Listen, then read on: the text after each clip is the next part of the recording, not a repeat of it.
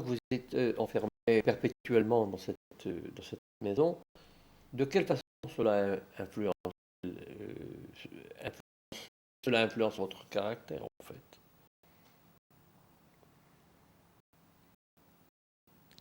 Euh, une nervosité constante, euh, une peur peut-être d'une certaine façon, une... Il y a un espoir, par exemple, dans votre, dans cette situation. Est-ce, comment décrivez-vous l'espoir? Comment vous le voyez? On parle de forces étrangères telles que anglais, américains, forces de résistance qui viendront nous sauver. Est-ce que parle-t-on tout cela à la maison? Je crois Et ça vous qu'il donne il y un avait une push, écoute de la BBC? radio de BBC. Et il ne faut pas oublier que la famille Shellings et aussi bien d'autres familles, ils étaient dans la vie active. Donc, il y avait des informations qui venaient régulièrement de l'extérieur. Et cela vous revigorer? Je pense que ça donnait quand même une certaine espoir, bien que mes parents restaient extrêmement craintifs. Par exemple, il y avait moyen de recevoir de carnets Alimentation. d'alimentation si on figurait sur une liste. Mon père a refusé parce qu'il ne voulait pas être sur une liste quelconque, parce qu'il disait une liste, on ne sait pas qu'est-ce que puisse se passer. Nous mettons notre vie en danger, mais également la vie de cette famille. Cette famille avait quand même 5 enfants. Et donc, il y avait quand même constamment une tension constante, jour et nuit, j'ai l'impression, Mais, qui se traduisait par, pour nous, par un contact absolument non existant avec l'extérieur, sauf les voisins de notre maison d'origine qui venaient de temps en temps en visite. Les parents savaient où nous étions. Leurs enfants ne savaient pas. Donc les voisins de notre maison d'avant-guerre, et qui avaient aussi des affaires à nous, ils venaient de temps en temps en visite. et donc, à quel moment cette situation prend-elle fin? Est-ce Et qu'il y a des échelons ou une étape je n'en ai pas avant? souvenir. Mais tout d'un coup, alors ça arrive. Non, ce n'était pas tout à coup. Il y a eu quand même beaucoup d'éléments. Il y a eu des moments où on se cachait dans la cave. Il y a eu des moments Des moments dans la cave. Pour quelle raison? parce qu'il y avait Parce qu'il des y a des alertes. Des bombardements, alertes. il y avait des alertes. Euh, on a eu très peur un soir. Le monsieur est entré, nous étions tous ensemble, eux et nous. Il a amené son frère. Et le frère n'était pas supposé de savoir. Il y a eu des moments de tension, euh, beaucoup de moments de tension. Il ne faut pas oublier qu'il y avait une cinquantaine d'ouvriers qui rentraient tous les jours et sortaient de la maison, de l'atelier de travail, mais le bureau était en bas. Donc, il y a eu des moments où quelqu'un venait à l'improviste, tout ça, il fallait Éviter. éviter, c'était gérer. Les deux garçons étaient appelés pour aller travailler en Allemagne. Ils ont refusé, donc ils ont travaillé dans une mine. Un tombé malade avec une pleurésie ou quelque chose, aux tuberculose. Une de filles a eu une tuberculose. Mais il y avait des côtés très malheureux. Les garçons qui travaillaient dans la mine, ils recevaient une fois je sais pas, par mois peut-être, en cadeau soit des cigarettes, soit du chocolat. Le chocolat n'existait pas à cette époque. Ils prenaient le chocolat pour moi. C'était des garçons d'une vingtaine d'années qui auraient préféré les cigarettes, c'est évident. Et il y a eu un moment où c'était vers la fin, vers 1944. oui, vers septembre 1944. On a sonné à la porte. Il y avait les Allemands devant la porte. Ils voulaient occuper la maison, une partie de la maison. Alors là, ça devenait très chouette. Et nous étions tous en bas, ensemble. Alors, le monsieur a appelé sa femme pour qu'ils discutent ensemble. C'était pour gagner du temps. Elle les a amenés dans l'atelier de travail. Elle leur a montré de l'autre côté de la maison tout ce qu'il y avait. Et cela nous a permis de grimper au deuxième étage. Et on leur a dit que les deux enfants avaient la tuberculose. Alors ça leur fait peur. Il allait pas leur mettre leurs soldats dans une maison où ils pouvaient, Dieu préserve, tomber malades.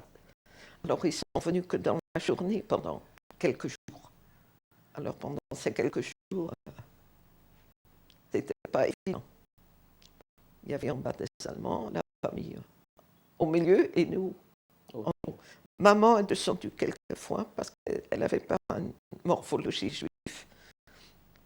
Elle fait semblant d'être la bonne et rentrer dans la cuisine. Mais là, il fallait être encore plus prudent et caché. Alors, 1944 arrive. C'est en 1944. Et, ensuite, alors, à partir de quel moment avez-vous été libéré Septembre 1944. C'était là. Oui, je crois que c'est. Je crois septembre 1944. C'était la première partie de la Hollande qui était libérée. Et sous quelle forme vous vous souvenez de cette libération? Oui. Décrivez, s'il vous plaît. Des camions ou de tanks américains avec des soldats américains qui passaient, parce que c'était une rue principale qui menait vers la Belgique, vers la frontière, vers une des frontières avec la Belgique, et des tanks américains avec des soldats américains. Et nous voilà très craintifs au début devant la maison. Pourquoi? Parce que c'était la libération. Et vous étiez craintif? Oui, parce qu'on ne savait pas encore si c'était 100% sûr. Quand même, c'était quand même quel est le mot magique? La libération. La libération. C'est-à-dire que voilà, hier, vous étiez enfermé, emprisonné dans cette geôle dorée, et le mot magique de demain, la libération. On est libre. Ça a dû être. Ou alors, je pense que tout le monde. Je n'ai pas souvenir de phase de transition. Je n'ai pas souvenir. C'est-à-dire que c'est subi. Pour moi, c'était subi. Peut-être pour mes parents, non. Qui s'attendaient à ça. Subitement, on vous dit quoi? La libération se traduit pour vous? Pour moi, parce qu'on ouvre la porte de la maison et je me trouve dans la rue, devant la maison, tout à fait moi-même, si vous voulez. Comment prenez-vous ça? Mais je crois très bien que j'ai très bien pris ça, très gai. Les peurs, les craintes, ça disparaissait. Ça a disparu d'un seul coup? Ça a disparu. Ça a disparu. Quel est le premier acte ou le premier geste que vous aviez fait? Lorsqu'on vous a ouvert la porte, là j'ai été dans la maison de cette famille. Après, on m'a amené vers la maison où nous vivions avant. Et à côté de la porte d'entrée, il y avait un petit muret de peut-être 50 cm. On m'a mis sur ce muret. Et toute la rue a regardé, tout le monde a applaudi que j'étais revenue. Et j'ai revu ma copine. Mais ça, c'était dans la maison qui était donc 2 rues plus loin. Où on m'a montré que j'étais revenue. Et J'étais libérée. Et quelle était l'impression que cela vous a fait?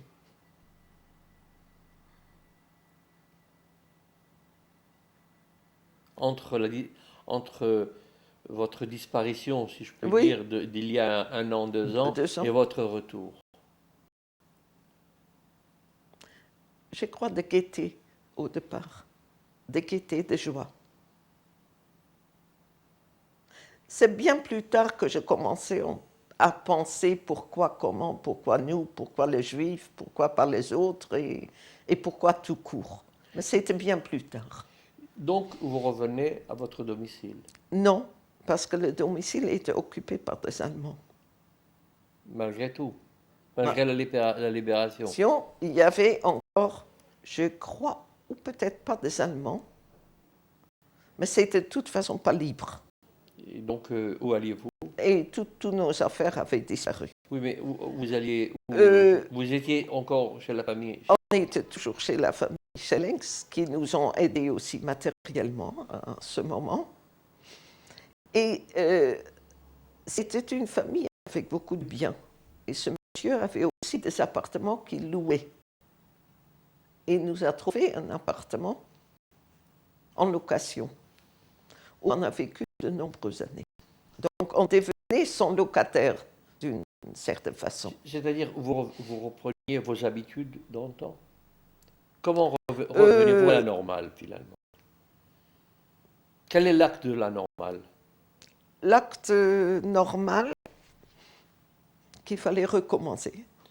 Qu'il y avait, C'est-à-dire, vous entrez il fallait dans- aller à l'école. donc vous commencez la première année d'école en À l'école. 1944. Alors, maman ou la tata, je ne sais pas si c'était pas la tata, parce que ça m'étonnait que ma mère le fasse, mais inscrit dans une école catholique. Et par la suite, mes parents m'ont mis dans une école neutre, C'est-à-dire gouvernementale. gouvernementale publique, une école publique. Ma sœur a repris le lycée, sans trop de dégâts. Mon père a essayé de refaire son affaire. Et on a recommencé à vivre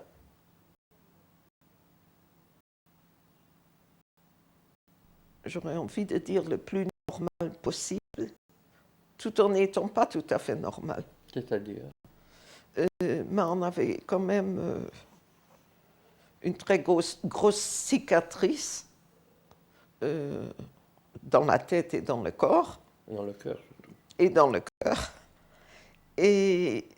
Mais Avez-vous pleuré à ce moment-là? Vos parents, vous vous souvenez des premières larmes de cette libération? non, Peut-être en on pleurait souvenir. beaucoup dans la famille. On pleurait beaucoup. Oui, de toute façon, maman, ma soeur et moi, on pleure facilement. On pleurait facilement. Je n'ai pas souvenir de premières larmes. Je n'ai pas souvenir non plus. Qui cherche-t-on quelqu'un à ce moment-là où vous avez été libéré? Vous reprenez le cours normal de la vie. On va Oui, à plus ou l'épicerie, plus ou on moins. fait les premiers pas Vers avec une une vie. certaine crainte ou on se sent un peu libéré? De quelle façon, avec quelle attitude vous bougiez dans la rue? Moi, j'ai l'impression que je bougeais, en ce qui me concerne, assez normalement. C'est-à-dire que vous Mais repreniez... il y a quand même des choses qui me reviennent. À l'école, mais c'était quelques années après, mais pas beaucoup d'années après, c'était une école mixte. Il y avait le fils de directeur dans ma classe. Il était assis au même niveau que moi. Il était soi-disant amoureux de moi. On avait 10 ans, à l'époque peut-être. Et il me ramenait à la maison. Ça veut dire on avait chacun son vélo, on marchait à pied, il me ramenait jusque devant ma porte.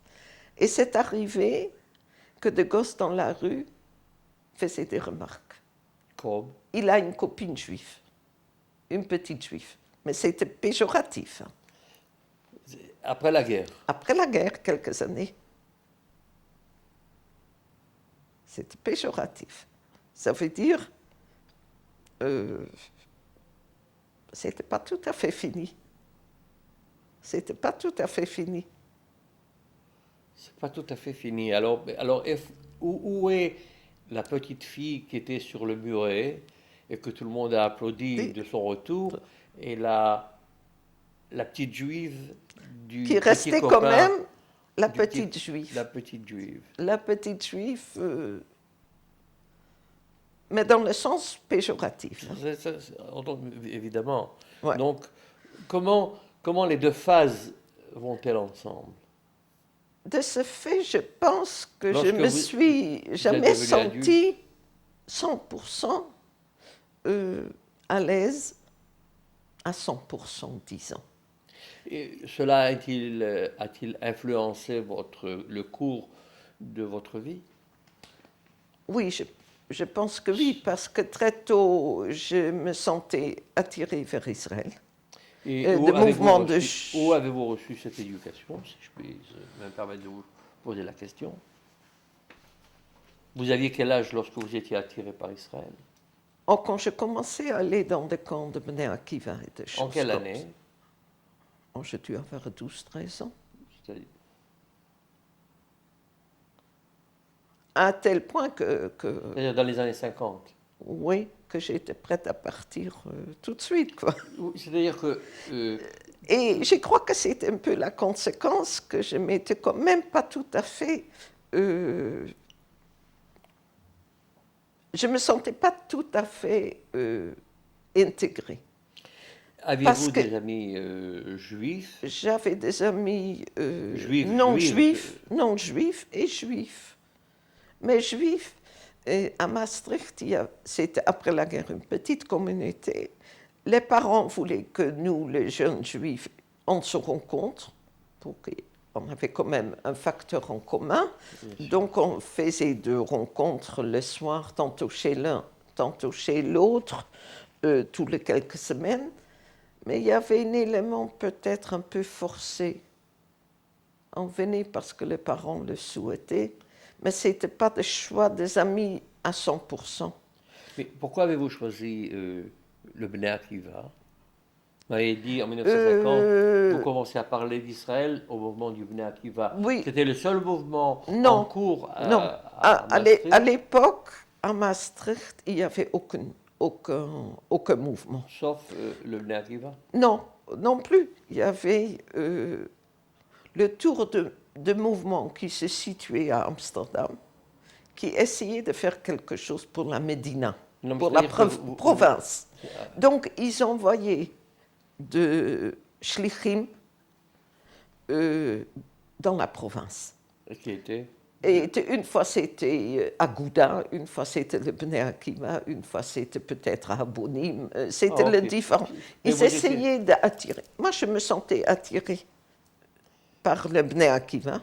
Et par la suite, je suis allée dans cette direction, si vous voulez. Je me sentais plus religieuse que ma famille, plus attirée vers la religion. Et le côté sionisme me plaisait beaucoup. Donc je suis allée dans cette direction. D'autres sont allés dans d'autres directions. Plusieurs sont mariés avec de non-juifs. Donc 1950, à c'est peu près. le premier moment du mouvement sioniste, Bnei Oui, Akiva. oui, Et oui. alors, lorsque vous rentriez à la maison, est-ce que cela change vos coutumes, vos habitudes, Non, le fait d'être plus non. ou moins un peu plus Non, peut-être pour religieux? moi personnellement un peu, mais pas pour la famille. La famille restait comme ça de juifs traditionnels. Cela commence par le Shabbat, par exemple, dont vous vous souvenez à la maison, ou alors? Oui, mais c'était très léger.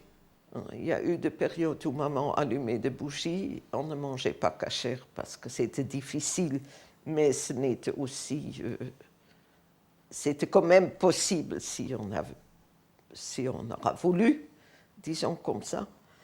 Mon père a eu des périodes où il devait travailler Shabbat. Euh, Et après, Israël, vous êtes venu malgré euh, tout Israël, en après j'ai fait des 1900, études en 2000, d'assistante sociale en Hollande, bien en sûr. Hollande et après je suis venue en...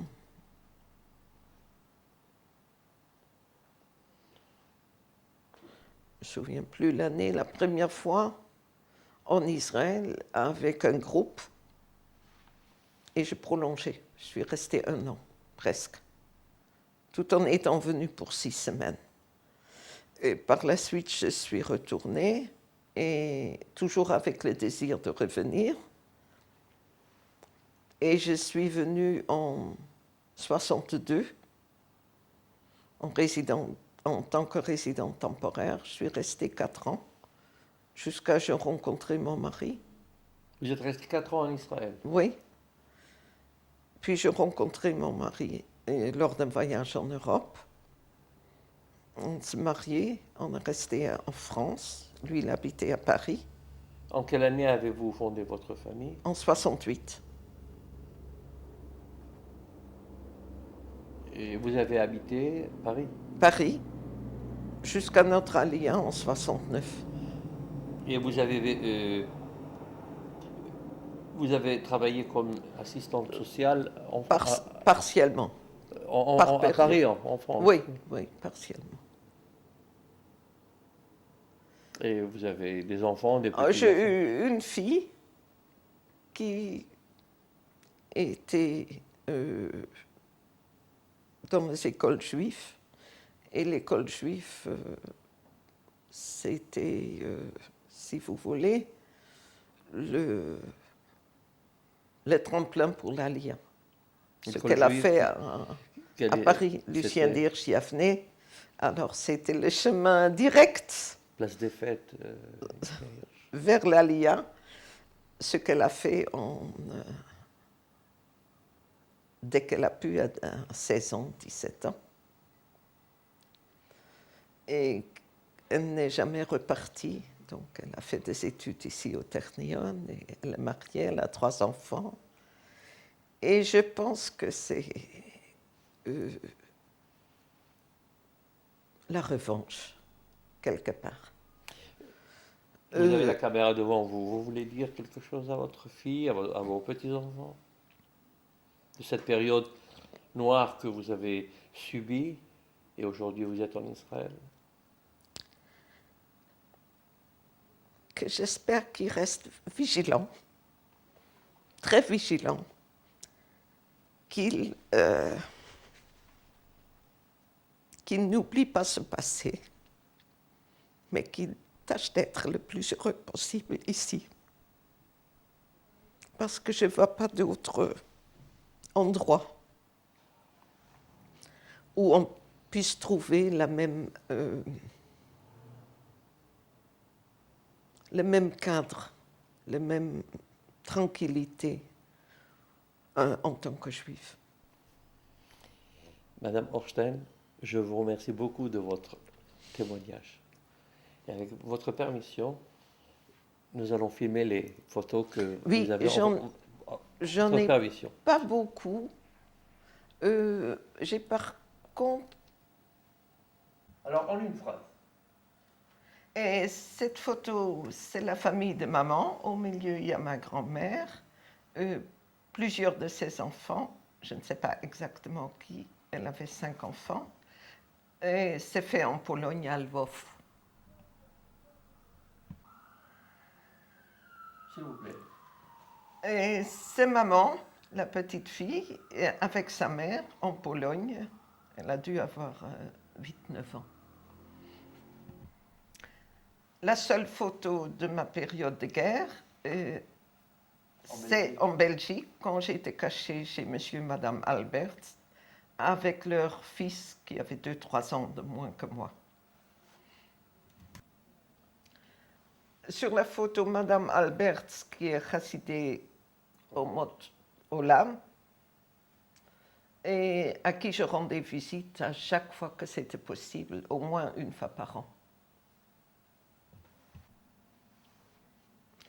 Et sur la photo, maman à gauche, avec ma sœur et les membres de la famille Schellings et d'une famille Herzberg qui était aussi en contact avec la famille Schellings quand ils ont reçu la médaille de Juste à Amsterdam.